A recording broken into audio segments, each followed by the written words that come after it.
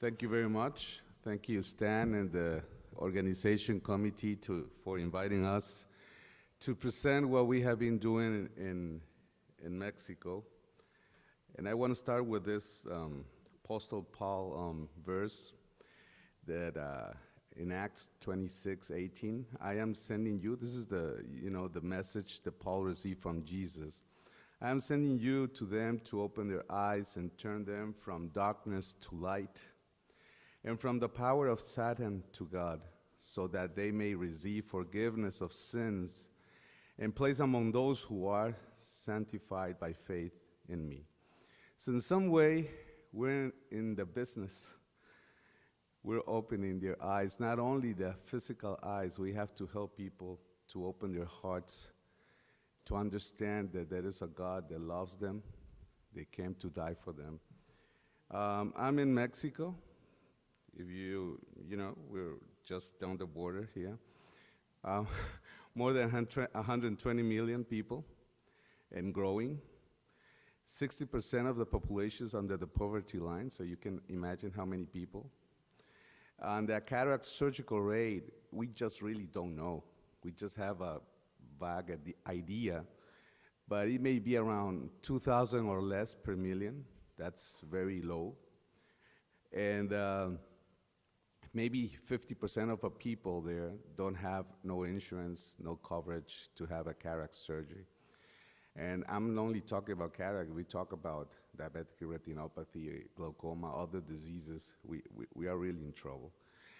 And just to remind you, Mexico is the Spanish-speaking, most populated Spanish-speaking country in the world. So if we get all the poor people in Mexico that need helps, it may be more than the whole population of Central America, the Caribbean, and some countries of South America. Just to imagine the challenge that we have. And then the image that Mexico is growing, that we're wealthy, that we have, that Mexico don't need help, is not true. We live over there, and we know what we're talking about. And before we approach what we do in the training of our residents to get involved in missions, we want to talk to you about who we are, what we do. We are a system of eye institutions. We are a prevention of blindness program. We have a residence program. We have training nursing. We train technicians, and we're followers of Jesus.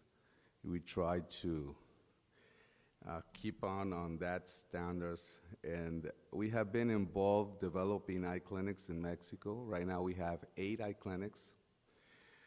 We develop an eye clinic in Madagascar, and we assess programs and do counseling in different clinics in Latin America and the Caribbean through other organizations like CBM, IEF, Orbits, and so we're quite involved in this programs of prevention of blindness. Maybe 70% of our patients that we see are very poor, they're needy. And this is our zone of influence in Mexico, and it's growing. So we're taking a big part of knowing that we need to help more of our country. We come from a hospital called La Carlota.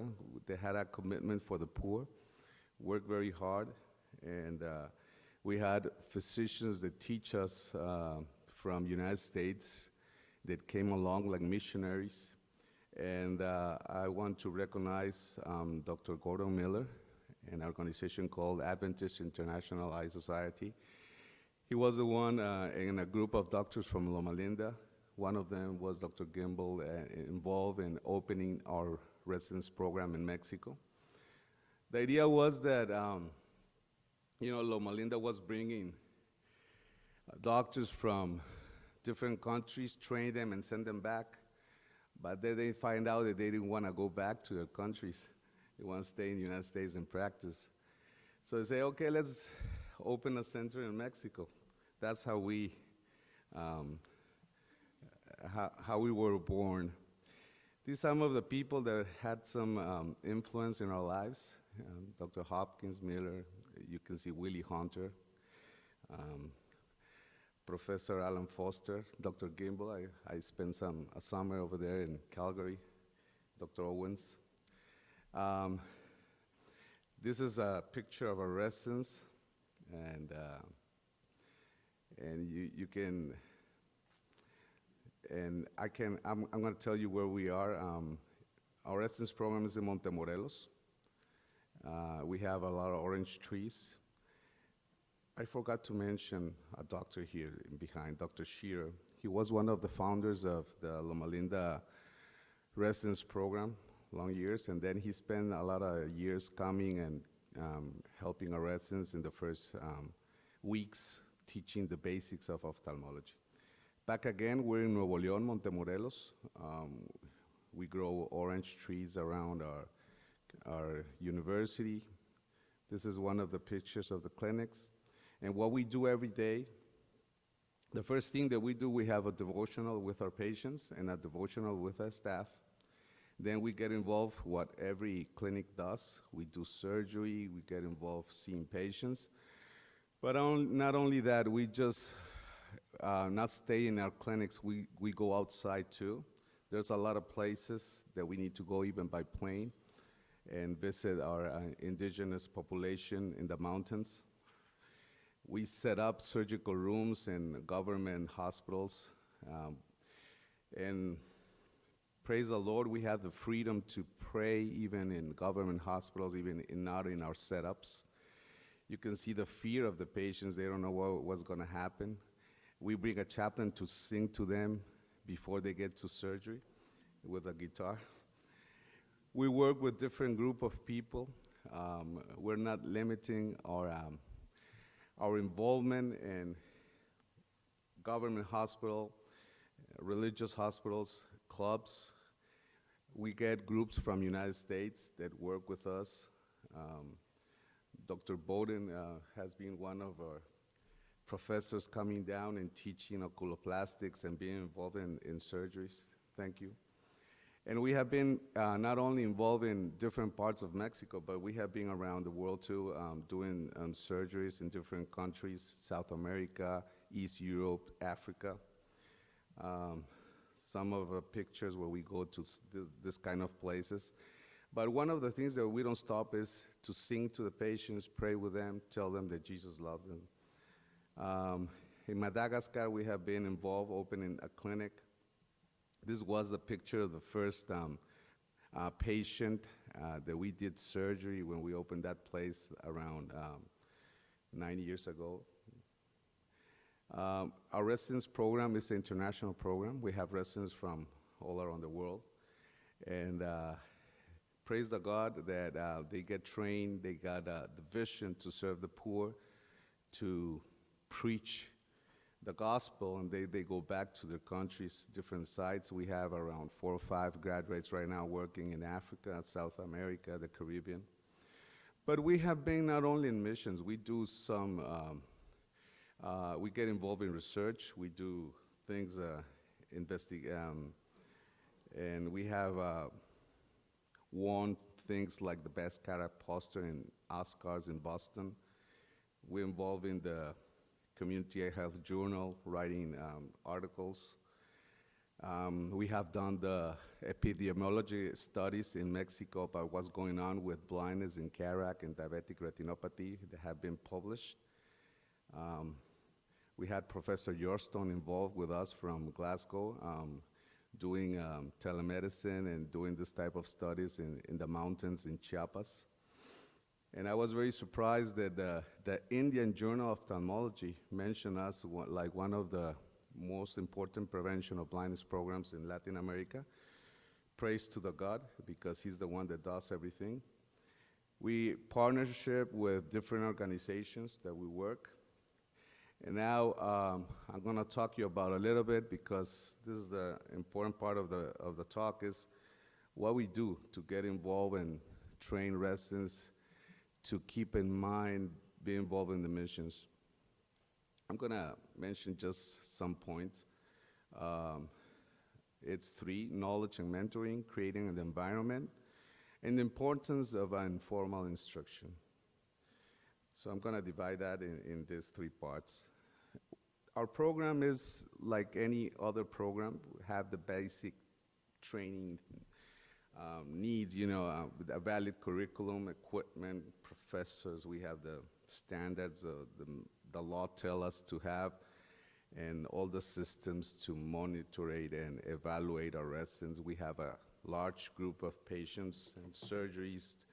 So residents get well trained. Our fellowships we have in retina and cornea and cataract, they do a lot of surgeries during their training.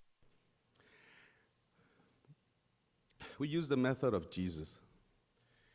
And when we study how Jesus taught to their disciples, we find out that he exposed the relevant and the organized knowledge. And we try to do the same thing. We have to teach what is relevant, what is important. And we try to create a respectful and warm environment. We don't have this type of military thing that, first year residents sit in that bench and second year resident there, or you cannot talk to each other, and like a military thing, or like a paramedic that you may get out of the residence program and you don't do well. We don't do that. First year resident can come with confidence and talk with a professor like we were friends, and we try to create that type of respectful and warm environment like Jesus did with his disciples. And we awake and maintain the interest in the important things and important ideas. So we use all the methods that we can have in teaching, exposure, person by person, being with them. And other thing that we try to communicate is that the residents and ourselves, by example, we pray with our patients very often. Not all of them, but we do it. We have that freedom. I remember 20 years ago with Dr. Gimbel, he'd send a little card so they can sign before he can, and the nurse tell him, you can pray with this patient, or this one doesn't want to pray. But we don't have that problem. We can pray with them, and even they like it or not. We have no lawsuits until now. So that's a good thing still in our country. Maybe things will change soon, I know that, but that's why we have this type of urgency to just keep going and doing what we have to do. We try to induce intuitive thinking and the desire for research in science and faith. We combine both things. And this is very important when we're trying to train people, threats and compliments in the correct moment and correct place. You don't do a threat, or you don't say to a resident in front of the others, hey, you're doing really, really bad. Or we don't compare one resident to another. We know that we are all different, and we learn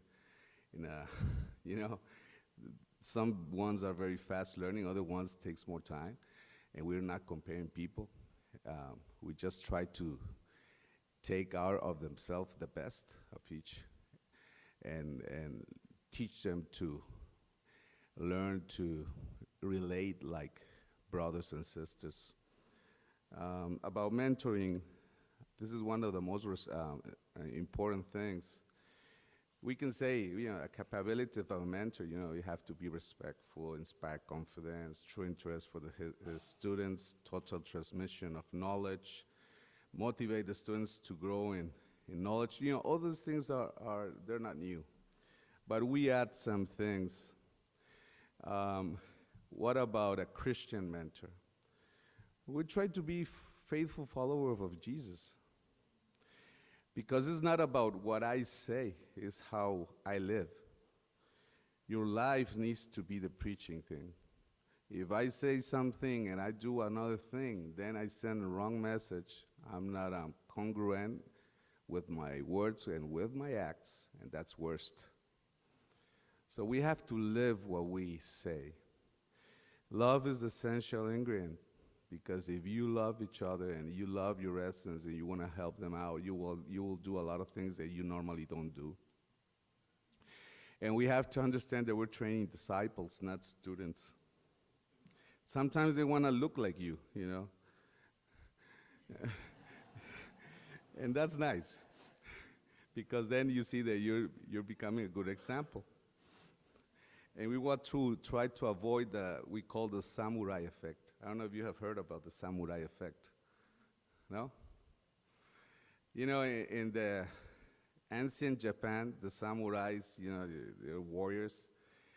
And once this master, how you call it, professor, was training his student, and he teach everything to him. And then once the student challenged him for a fight. So they fight. The master teach him all his tricks to the student. So at the end, the student won the master. So then the other schools or the other samurais say, okay, I'm going to always hold on one secret, one movement that the student will not know. And then the samurai effect started. And then the next generation, okay, I'm going to hold another secret. And then the next generation, I'm going to hold. And at the end, you know, the samurais were not so effective warriors because everybody was holding a secret. And sometimes that happens, like professors, oh, I'm going to teach him how to do extra cap, but not phaco. Or I will teach him how to do LASIK, but not smile, whatever.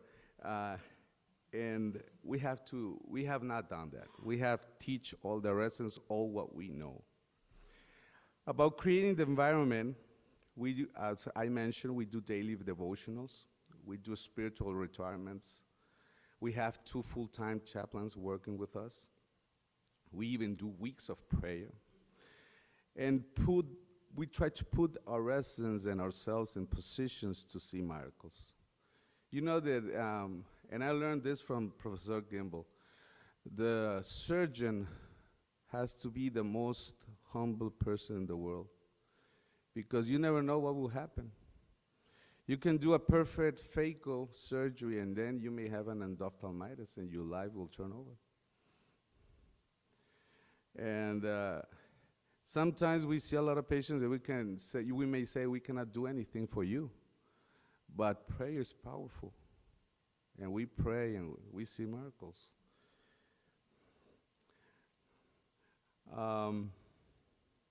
The importance of informal instruction. We try to know them by name. Sometimes we're looking for the tag. What's the name of this resident? I don't even know his name. I don't know. We don't know if they're married, if they have kids, or what's going on with them. That's not good.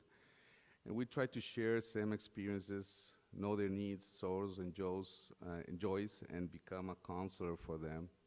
That's the beauty of training disciples and not only students. We work hard, shoulder by shoulder, and get involved doing the same things, even go and eat tacos together, you know, in the street. That's dangerous, but we do it. I'm going to start with some conclusions.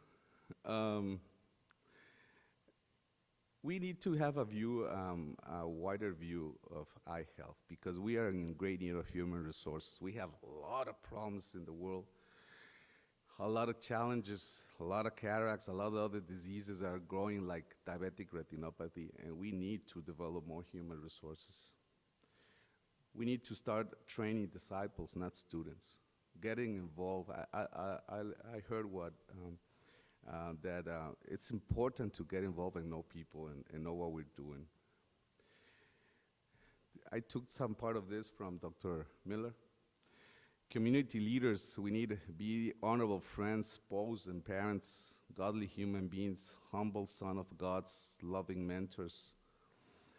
And I want to read this from a book called Education, Ellen G. White.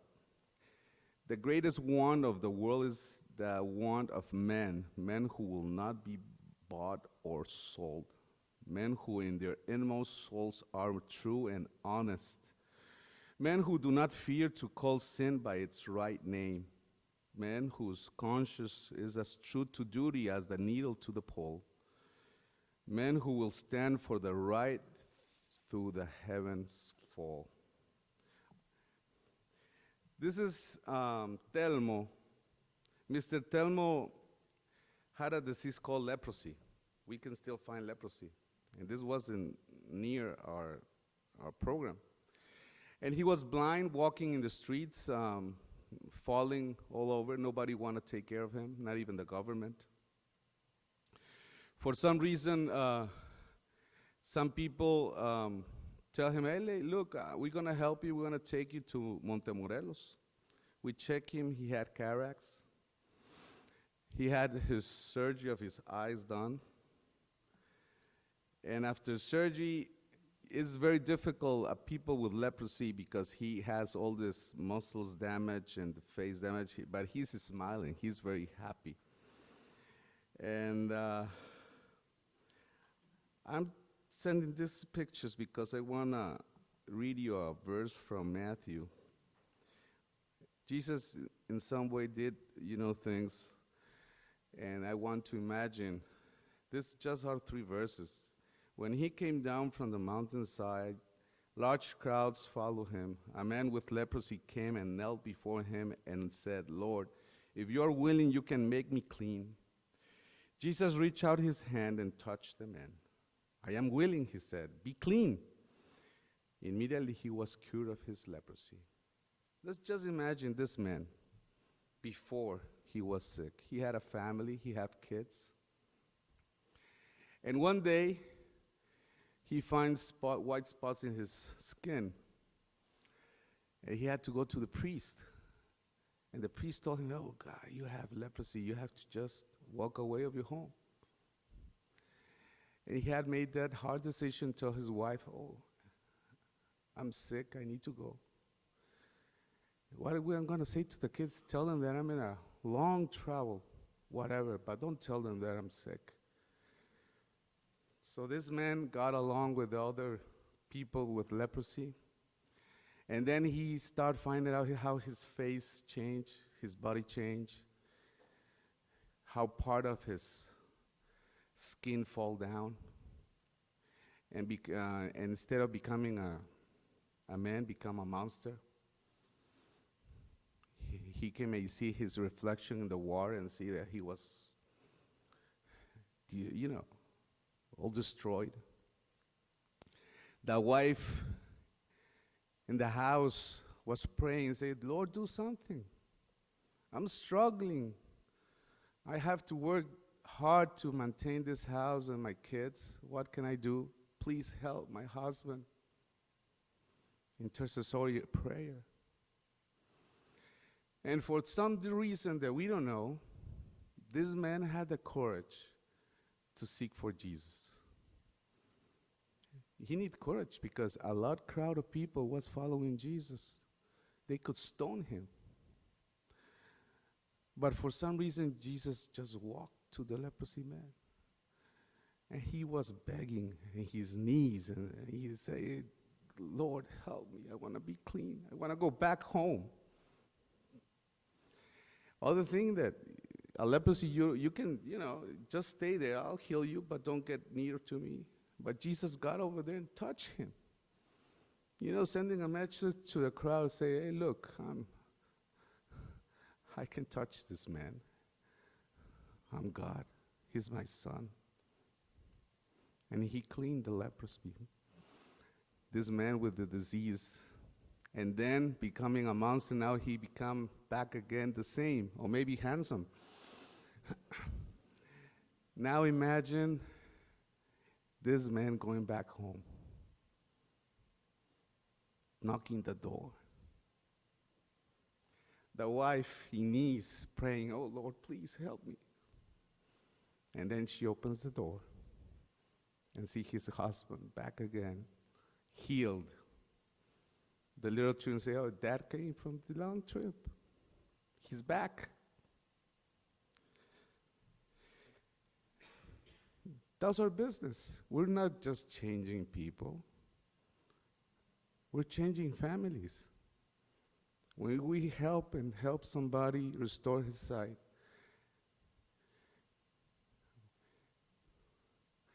he's going back to his family. He can work back again. No little children have to avoid or cannot go to school because they have to take care of pa or grandpa.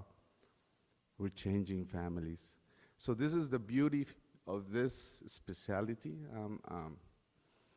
I'm honored to be involved in opening eyes and hearts for Jesus. And when we train and we reproduce this model, we can see what's going on, having people abroad, opening clinics. And that is because it's because the Lord wants us to do that. And because we have a lot of people like you guys that have been involved in our program, helping us to do these things, and that is the greatest blessing that we have.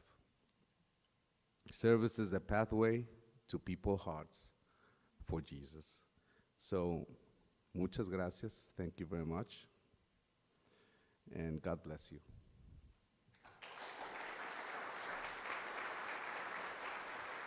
Thank you.